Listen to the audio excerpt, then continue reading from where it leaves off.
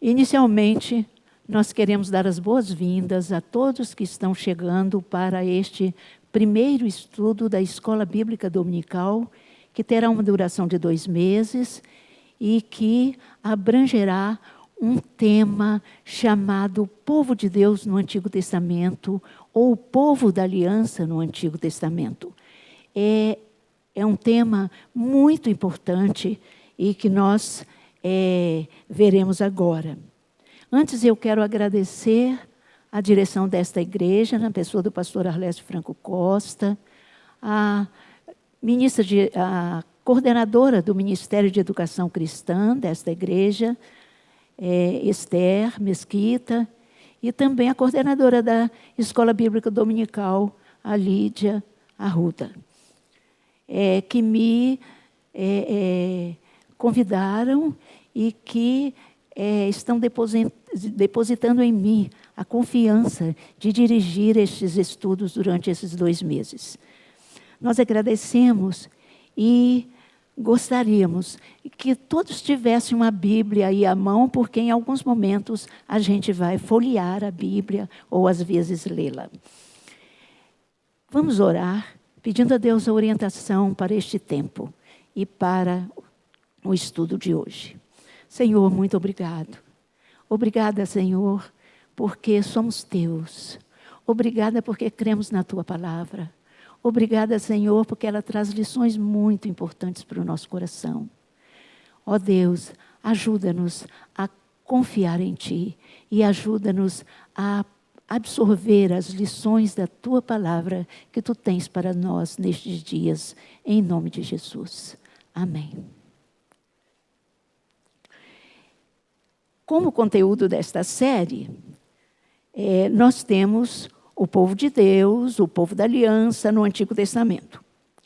Em nosso contexto da Escola Bíblica Dominical, esta série de lições é muito importante, porque nós temos um eixo em nossa escola bíblica, a escola bíblica da nossa igreja, um eixo chamado sequencial, que estuda a Bíblia toda em sequência em 5 anos.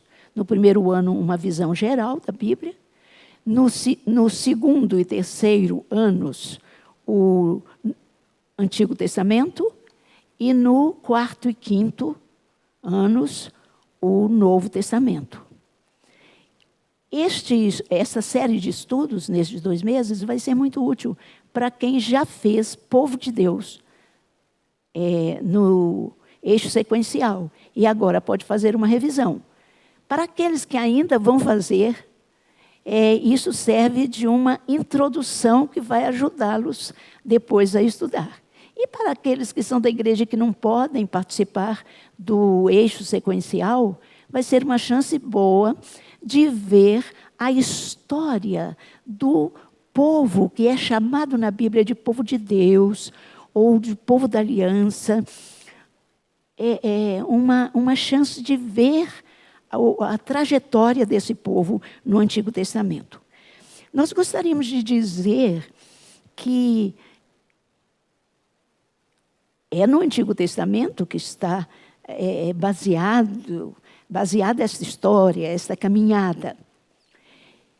Do livro de Gênesis até o livro de Esther. São os livros chamados de Pentateuco, os 5 primeiros, e depois os livros históricos. Nós vamos ter essa caminhada, é claro que nós não vamos ler os livros, nem ler muito dos livros, alguns nós nem vamos ler, apenas mencionar, porque é uma caminhada rápida.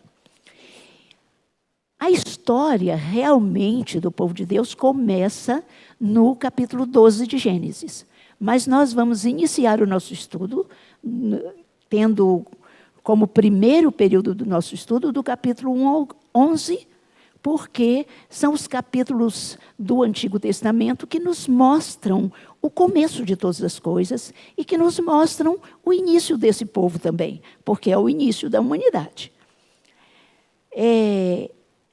O estudo da história do povo de Deus vai estar dividido em 11 períodos. dos quais nós vamos ver hoje o primeiro e depois nós vamos mencionando os outros, vamos ver se quando vocês chegarem ao 9º, vocês sabem todos, mencionar todos os períodos de cor, né, os títulos dos períodos, porque assim vocês têm uma noção da trajetória do povo cronologicamente no Antigo Testamento. O Antigo Testamento é muito importante, embora alguns achem mais difícil do que o Novo, e é natural que assim seja, porque é um livro muito antigo, mais antigo, de uma cultura muito mais antiga, mas ele é muito importante, porque o Antigo Testamento e o Novo Testamento, eles estão interligados intimamente. Um traz luz para o outro. Por isso, nós vamos começar hoje com o primeiro período. Guardem bem, o primeiro período, os princípios que nós encontramos nos capítulos 1 a 11 de Gênesis. Estes capítulos nos mostram o início de todas as coisas. Mas eles nos mostram duas coisas que, para mim, são muito importantes. Quem somos nós, os seres humanos, e quem é Deus, o nosso Criador. Então, vamos ver. Abrindo a Bíblia, capítulo 1 de Gênesis, o primeiro versículo. No princípio criou Deus os céus e a terra. Então, tudo, os céus, a terra, o universo, Deus criou. Então, já está anunciando aí o Deus Criador, a criação em geral. Nos capítulos 1 e 2, nós temos a criação de um modo geral. Vejam bem, no capítulo 1, nós temos a criação começando com a criação em geral, os astros, o mundo mineral, mas depois nós começamos com a vida. Então vem a vida vegetal, a vida animal, dos animais, desde os mais simples até os mais complexos e grandes. E depois, por último, temos a criação do ser humano, que é a obra, nós podemos chamar, a obra-prima de Deus. O final da narração da criação no capítulo 2. No capítulo 1, nós temos toda a criação criada por Deus com o poder da sua palavra.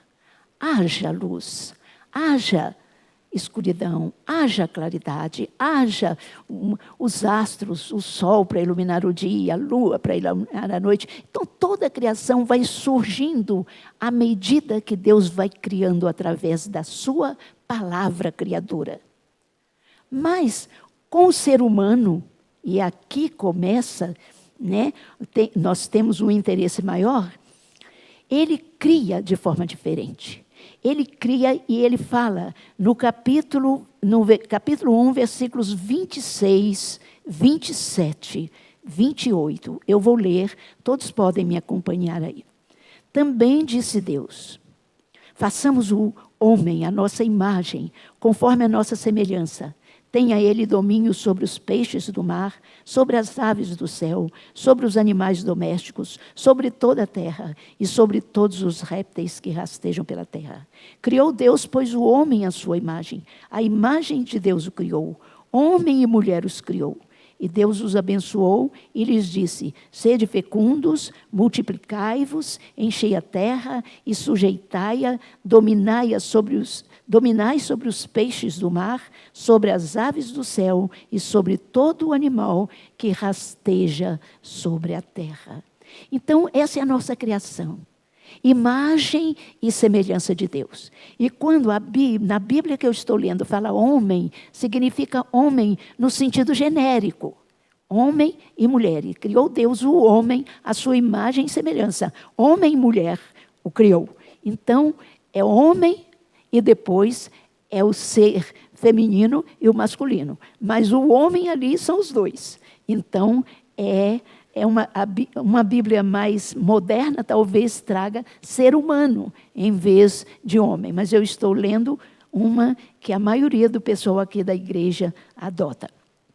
Então, aqui temos não apenas a nossa criação, a imagem e semelhança de Deus, mas também a nossa, no versículo 28, a nossa missão.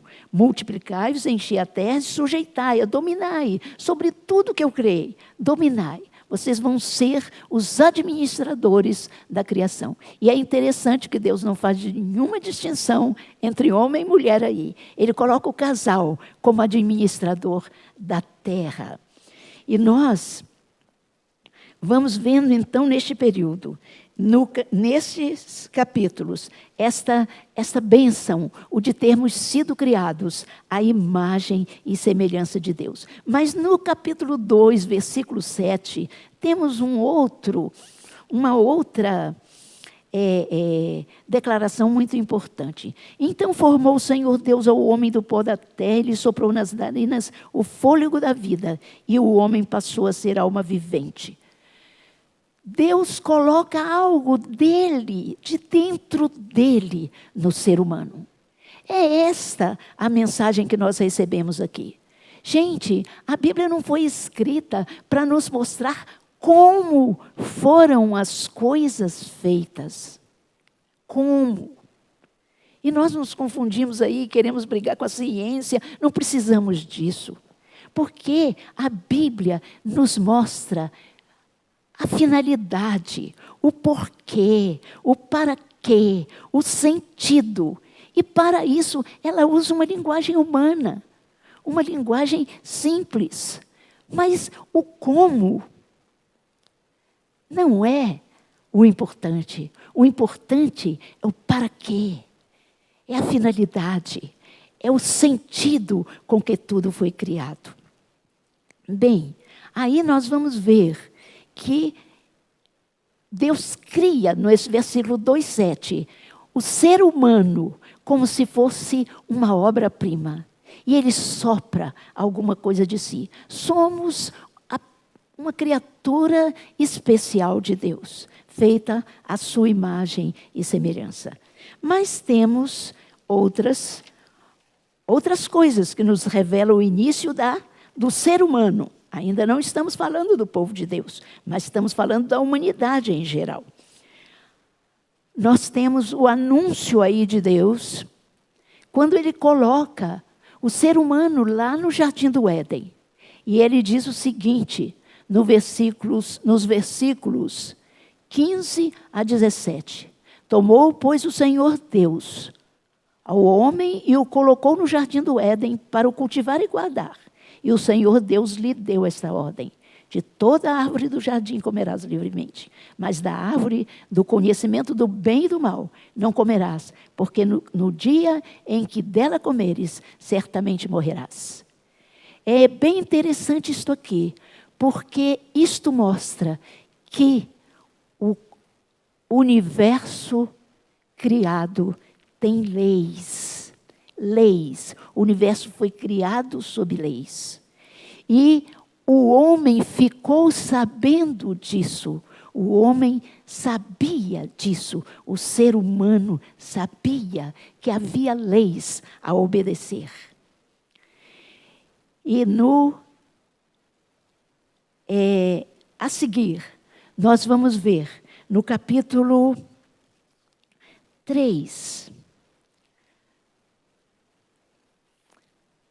4 a 6, a serpente se aproximando da mulher e dizendo: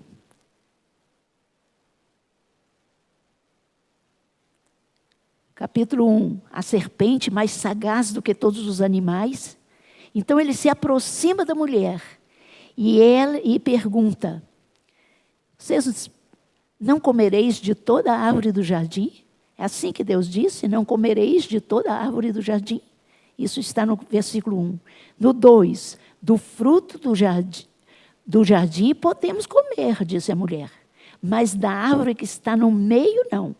Porque se no dia em que tocares nele, vocês vão morrer, disse Deus. E isso a mulher conta para a serpente. E a serpente depois diz à mulher: é certo que não morrereis, porque Deus sabe, esse é o versículo 5, que no dia em que dele comerdes, se vos abrirão os olhos, e como Deus, serei conhecedores do bem e do mal.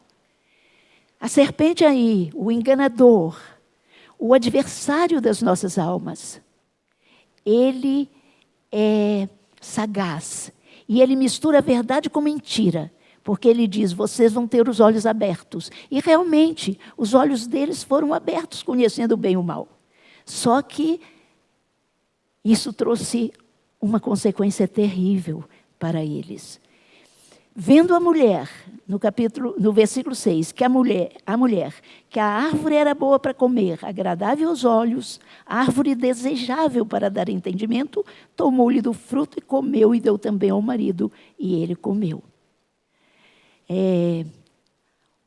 O enganador, ele falou para a mulher, sereis como Deus. Esse foi o grande pecado da humanidade, não querer ser o que era.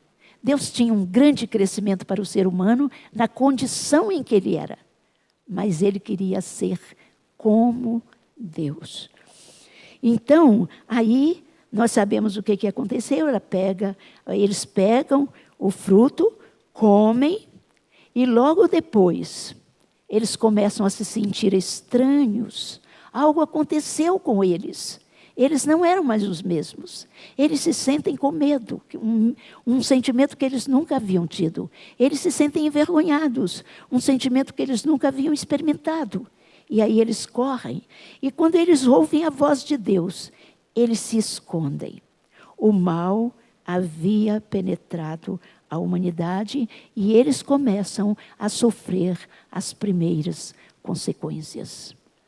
Deus havia dito, no dia em que deles comerdes, certamente morrereis.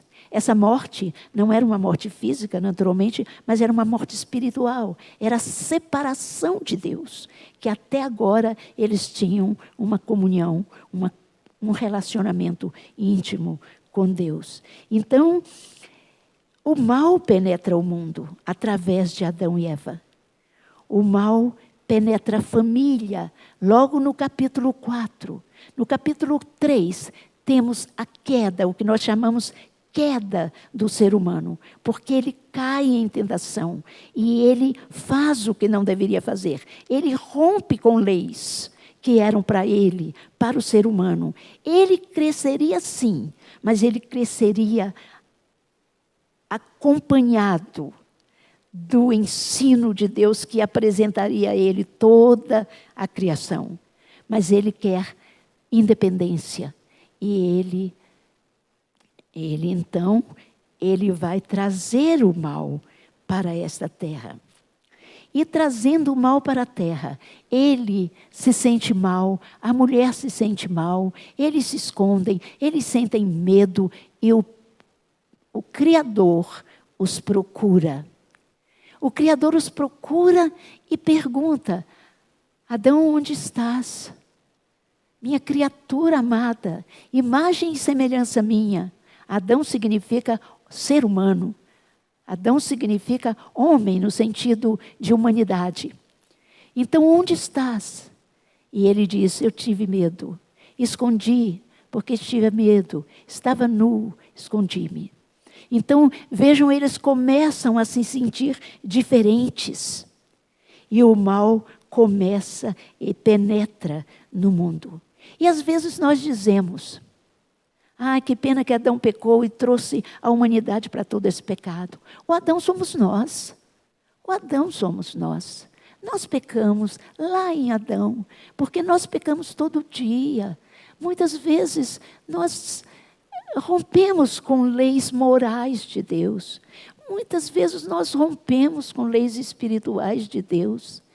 Muitas vezes nós rompemos até com leis físicas de Deus, fazendo o que nós não deveríamos fazer para o nosso corpo, para a nossa condição humana.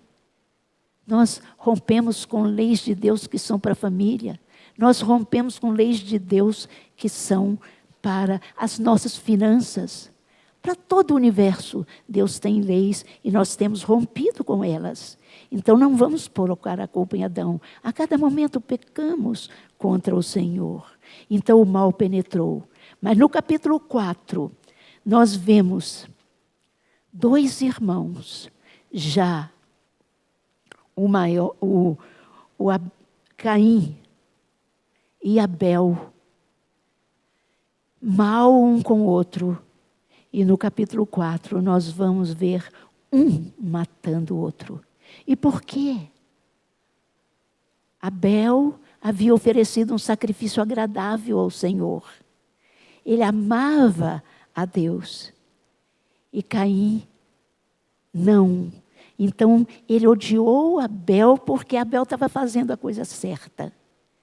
E ele então odeia Abel, fica zangado e Deus se encontra com ele. Deus se encontra conosco quando nós fazemos alguma coisa que é do desagrado dele e algo nos vem à consciência. Você desobedeceu a Deus. Isso aconteceu com Caim. Deus encontra-se com ele e diz: Caim, por que o seu semblante está tão triste? Por que você está aborrecido, Caim? Deus sabia. Como Deus sabia no começo onde Adão estava. Adão, onde você está? Eu fiquei com vergonha, eu fiquei com medo, ouvi a tua voz. Deus sabia, mas Ele queria trazer o homem à consciência do que havia feito. Ele queria abrir os braços para esse ser humano e agasalhá-los nos seus braços e dizer: filho, você rompeu leis. Não há volta para isso, mas há muita coisa que eu posso construir junto com você. Eu sou o Redentor. Nós sabemos disso, porque nós sabemos que Deus é Redentor desde o começo, porque Deus é o mesmo ontem, hoje e eternamente. Quando chega com Caim, ele faz a mesma coisa. Ele se encontra com Caim e diz: por que você está triste? O que aconteceu, Caim? E Caim fica quieto, e ele não diz nada. E ele ainda diz o seguinte, no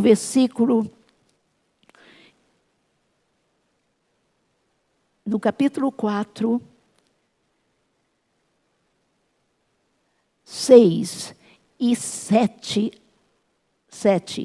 Então lhe disse o Senhor: por que andas irado e por que descaiu o teu semblante? Se procederes bem, não é certo que serás aceito? Só esse pedacinho. Então, Deus sabia o que Caim havia feito, mas ele não quer confessar. E o que Deus precisa de nós é a sinceridade, é a confissão, é dizermos por que estamos tristes, por que estamos distantes dele, por que não queremos mais nada com ele, por que fugimos dele. Ele quer a confissão. A confissão não é dizer nem o pecado, é enxergar o pecado e colocar diante dele e dizer: Senhor, eu quero seguir contigo de agora para frente. E pronto. E Deus vai nos perdoar. Ele não olha os nossos pecados passados, Ele olha o nosso desejo de viver com Ele. Então nós vemos agora o mal espalhando-se pela humanidade. Abel, Caim, aliás. Caim se afasta da presença de Deus. Ele não quer olhar para dentro de si mesmo e trabalhar a sua consciência. E trabalhar o mal que há em si. Ele prefere se afastar de Deus. E aí nós sabemos o que vai acontecer. Ele mata Abel. Deus desiste de Caim? Não. Deus nunca desiste de nós. Enquanto nós é que nos afastamos dele. Ele nunca desiste de nós. E aí, depois que Caim mata Abel, Deus, no versículo 8, no versículo 9, disse o Senhor a Caim: onde está Abel, teu irmão? E aí, Caim, que da primeira vez que recebeu as perguntas não disse nada, agora diz: sou eu o guardador do meu irmão? Então, novamente ele foge de um questionamento de Deus, ele foge de um relacionamento com Deus, e ele não quer esse relacionamento. Então, ele se afasta para sempre da presença de Deus. E esse capítulo, se vocês forem ler, aí ele mesmo diz, no versículo 13, Caim diz: é tamanho o meu castigo que já não posso suportá-lo. O castigo é o castigo da consciência pesada, porque ele não confessa, porque ele não admite, porque ele quer seguir sem relacionamento com Deus. E aí, o que vai acontecer? No capítulo, aí a humanidade cresce. No capítulo 5 vem os descendentes de Adão. Todas as pessoas que nascem a partir daí, todas, mas pelo menos uma grande parte, que nasce daí. E aí vem o capítulo 6, a corrupção do gênero humano. A humanidade, ela se perde. O mal vai proliferando, a violência vai acontecendo.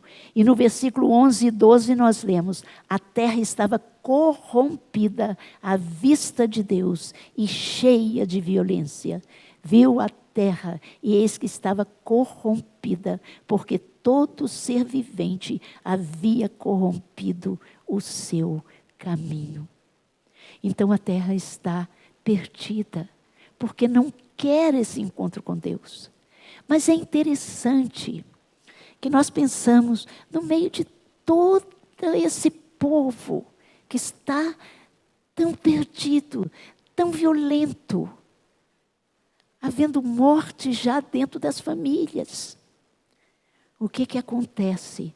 Há pessoas que procuram Deus. E aí nós vemos, no livro ainda de Gênesis, nós lemos no capítulo 4 a respeito de Abel.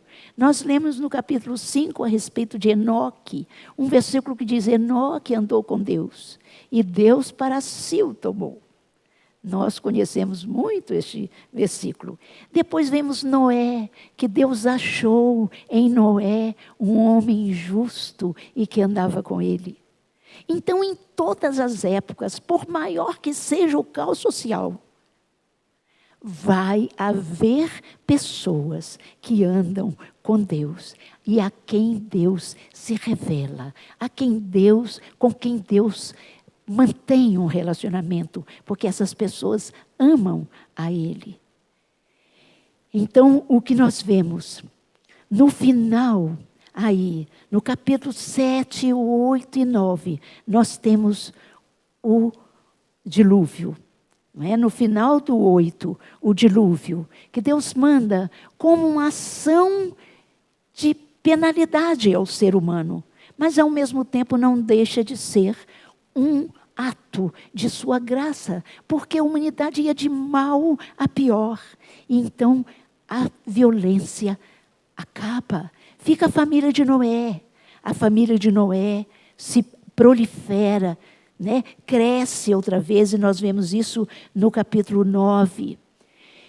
Nós vemos depois, no capítulo 10, os descendentes dos filhos de Noé, Sem, Cão, Jafé.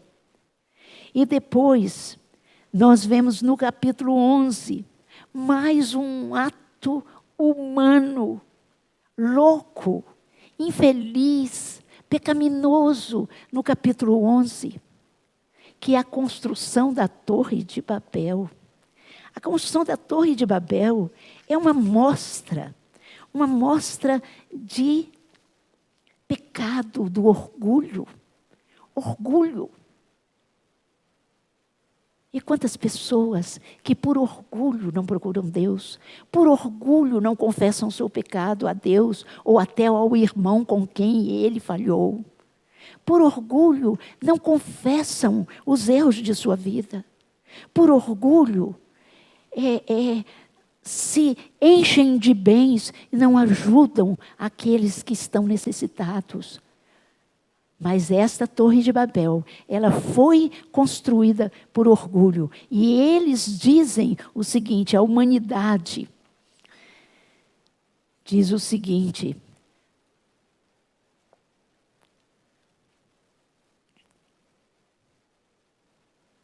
vamos ver, né? Na Bíblia, aqui no capítulo 11, eles dizem no versículo 4, vinde, edifiquemos para nós uma cidade e uma torre cujo topo chegue até os céus, e tornemos célebre o nosso nome, para que não sejamos espalhados por toda a terra. Então desceu o Senhor para ver a cidade e a torre que os filhos dos homens edificavam. O Senhor disse: eis que o povo é um, e todos têm a mesma linguagem. Isto é apenas o começo. Agora não haverá restrição para o que intentam a fazer. Vinde, desçamos e confundamos ali sua linguagem, para que um não entenda a linguagem do outro. Então nós vemos um relato aí muito interessante, que mostra o pecado humano do orgulho. O pecado humano do orgulho. E o pecado humano do orgulho, trazendo como consequência um não entender o outro,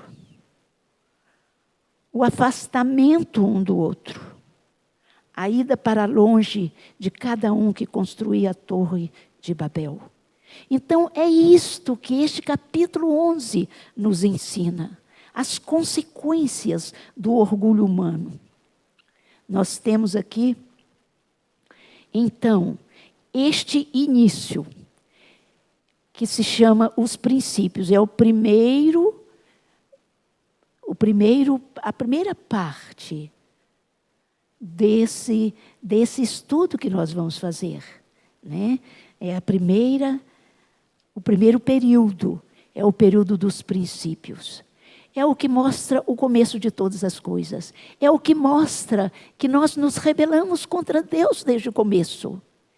É a parte que mostra quem somos nós. Orgulhosos, pecadores, gente que só pensa em si, egoísta, que não pensa no irmão, que até quando quer adorar a Deus, muitas vezes pensa em si mesmo. Será que os outros estão me vendo? Estão tão espirituais? Estão me vendo como sou espiritual? Meu Deus, como somos pecadores. Eu sou assim também. E eu sempre estou diante de Deus dizendo: Senhor, me ajuda. Me mantém perto do Senhor. Me mantém como o Senhor deseja. E é isso que nós precisamos fazer. Nem sempre eu sou o que Deus quer. Mas Ele sabe como eu quero ser. E eu desejo que cada um que nos ouve aqui também queira ser o que Deus quer. Sabe por quê? Porque Ele é o Deus Redentor. Ele procurou Adão e Eva. Não foi Adão e Eva que procuraram a Deus. Senhor, nós fizemos errado, nós fizemos o que não devíamos, nós comemos do fruto. Não foi isso. Deus os procurou. Deus lhes disse: onde vocês estão, seres humanos? Adão, que significa humanidade, onde você está? E quando Deus se aproximava, ele dizia: eu senti vergonha, eu senti medo, eu estava nu, eu me escondi. Você comeu do fruto que eu disse para não comer? Sim, a mulher me deu. Aí ele diz, chega para a mulher: e aí, você? Ela diz: a serpente que me deu.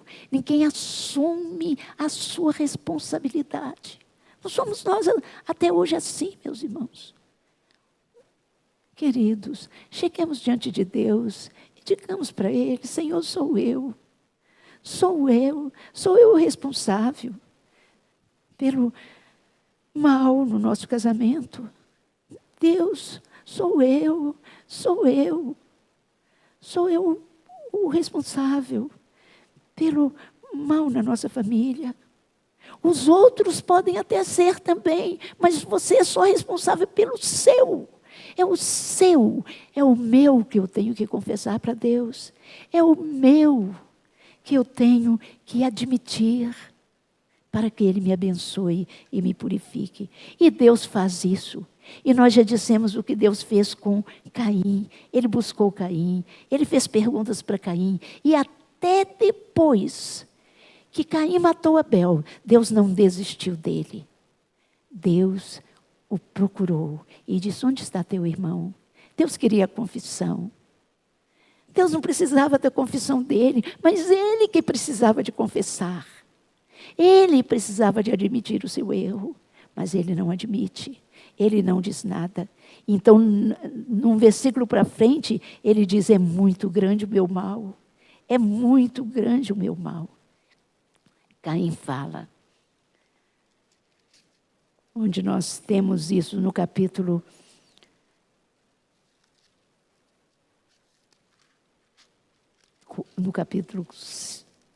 4, né? No capítulo, é muito grande, é tamanho o meu castigo, que já não posso suportá-lo. O castigo dele não era que Deus estava aplicando, era o que ele mesmo estava se aplicando. E eu acho que um dia, é esse o pior castigo que Deus, que nós sofreremos. É o castigo de pensarmos: eu podia ter me relacionado com Deus, eu podia ter feito isso e não fiz. Cheguemos para Deus e confessemos o nosso pecado. Ele é o Deus redentor. Ele quer nos redimir. Ele sempre foi o Deus redentor. Vamos terminando aqui. Busquemos a Deus.